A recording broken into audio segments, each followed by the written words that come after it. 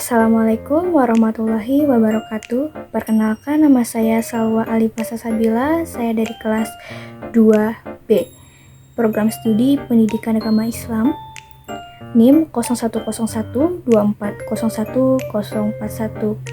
Tujuan saya membuat video ini yaitu untuk memenuhi tugas ujian tengah semester mata kuliah Ilmu Pendidikan Islam. Lalu saya akan mempresentasikan terkait jurnal yang saya temui. Simak video selanjutnya. Baik, kita masuk ke ranah pembahasan yang terdiri dari judul penelitian atau judul jurnal. Yang kedua ada nama autor atau penulis. Yang ketiga ada nama afiliasi jurnal. Yang keempat ada abstrak. Yang kelima ada analisis saya sendiri terhadap jurnal tersebut. Yang pertama yaitu judul penelitian atau judul jurnal yang saya pilih atau yang saya temui yaitu substansi evaluasi pendidikan dalam perspektif pendidikan Islam. Yang kedua ada nama autor, yaitu autor jurnal ini adalah Fitriani Rahayu. Yang ketiga ada nama afiliasi jurnalnya yaitu Universitas Islam Sunan Kalijaga, Universitas Islam Negeri Sunan Kalijaga. Dan yang keempat ada abstraknya yaitu jurnal ini membahas bagaimana pendidikan Islam mengembangkan potensi fitrah manusia sehingga menjadi insan yang kamil. Penulis itu memfokuskan bagaimana suatu tujuan itu sudah tercapai atau belum. Maka untuk mengetahuinya dibutuhkanlah evaluasi. Penulis menggunakan metode penelitian dengan studi literatur atau kajian-kajian pustaka. Lalu dalam proses pelaksanaan evaluasi harus menerapkan beberapa prinsip, teknik dan prosedur yang harus diikuti agar hasilnya optimal. Yang terakhir yaitu analisis saya sendiri terkait jurnal yang saya temui ini, yaitu menurut saya jurnal ini itu membahas tentang bagaimana pendidikan Islam itu bisa mengevaluasi peserta didik dalam proses pembelajaran. Nah, evaluasi ini merupakan komponen penting atau salah satu komponen penting untuk melihat keberhasilan dalam pendidikan. Jadi begini, ketika kita diposisikan sebagai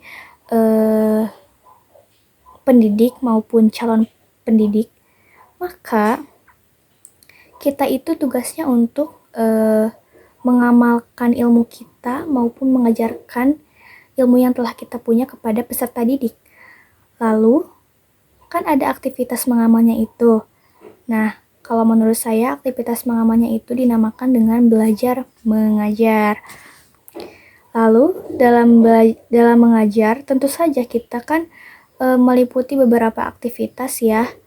Dan setelah aktivitas itu selesai, maka kita juga memerlukan evaluasi. Selanjutnya, jika dilihat dari perspektif pendidikan Islamnya, bahwa pendidikan Islam itu kan bertujuan untuk membentuk insan yang kamil atau manusia paripurna. Manusia paripurna di sini itu yang berarti sempurna. Berarti pendidikan Islam dapat menjadi jembatan supaya manusia itu bisa mengusahakan kesempurnaan untuk dirinya.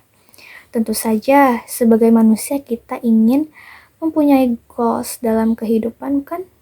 Lalu ketika kita sebagai calon pendidik harus mempunyai wawasan yang luas untuk mengevaluasi peserta didik. Di dalam evaluasi ada yang perlu diperhatikan, di antaranya tujuan dan fungsi dari evaluasi, objek evaluasi, prinsip evaluasi, teknik dan prosedur evaluasi itu sendiri. Sehingga dengan demikian diharapkan evaluasi dapat meningkatkan mutu pendidikan. Sebagai calon pendidik ataupun pendidik, kita mengevaluasinya itu gak hanya dari segi pemahaman peserta didiknya saja, tetapi harus komprehensif atau menyeluruh, mulai dari kognitifnya, psikomotoriknya, spiritualnya, ataupun emosionalnya. Nah, kalau dari segi kognitifnya, kita bisa menilai bagaimana peserta didik itu bisa memahami suatu mata pelajaran. Kalau dari psikomotoriknya, kita bisa menilai bahwa peserta didik ini mampu mempraktikkan apa yang dia pelajari. Kalau dari segi spiritualnya, kita bisa melihat bagaimana sikap dan pengalaman terhadap hubungan pribadinya dengan Tuhan, atau jika diposisikan sebagai umat muslim, bagaimana peserta didik itu hubungan dengan Allah itu bagaimana. Lalu bagaimana sih cara pendidik dapat mengukur atau menilai kemampuan peserta didiknya? Yaitu dengan cara mengadakan asesmen ataupun pengujian. Kalau dari jurnal yang saya temui ini, ada 2 teknik yang bisa digunakan, yaitu ada tes juga non-tes. Kalau dari tes, menurut saya sih bisa dari tes akademik ya, atau tes wawasan peserta didik. Misalnya ketika proses pembelajaran telah selesai, pendidik ini mengadakan kuis kecil-kecilan untuk menguji seberapa paham sih peserta didik terhadap materi yang disampaikannya. Yang kedua tuh asesmen akhir semester ataupun menguji bagaimana peserta didik itu apakah memahami materi-materi dari awal semester sampai akhir semester. Yang kedua yaitu ada non-tes. Non-tes ini bisa dilakukan dengan cara seperti membuat kuesioner. Nah, kuesioner ini bisa berupa umpan balik ataupun lainnya yang dapat mengevaluasi peserta didik maupun pendidik itu sendiri.